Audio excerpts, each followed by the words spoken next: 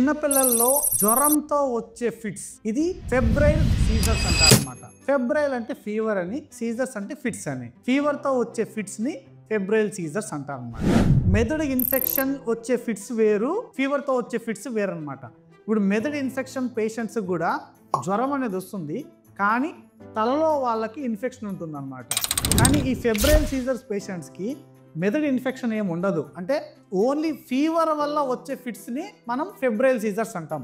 వీళ్ళకి మెదడు అనేది నార్మల్గానే ఉంటుంది, ఇన్ఫెక్షన్ కాకుండా ఉంటుంది అనమాట. ఇది చిన్న తేడా అనమాట. దీనికి ఏ ఏజ్ పిల్లలకి కామన్గా వస్తుందంటే 6 months to 5 years అనమాట. ఇది యూజువల్ పీరియడ్ ఆఫ్ ఫీవర్తో వచ్చే ఫిట్స్ అనమాట. కొంతమంది 9 months బేబీని తీసుకొస్తారు, సార్ మా బాబుకి జ్వరంతో ఫిట్స్ వచ్చింది అని చెప్తారనమాట. ఇది కూడా మనకి 2 రకాలుగా ఉంటుంది. ఈ 2 రకాలుగా ఏంటంటే, ఒకటి సింపుల్, ఇంకొకటి కాంప్లెక్స్ అనమాట.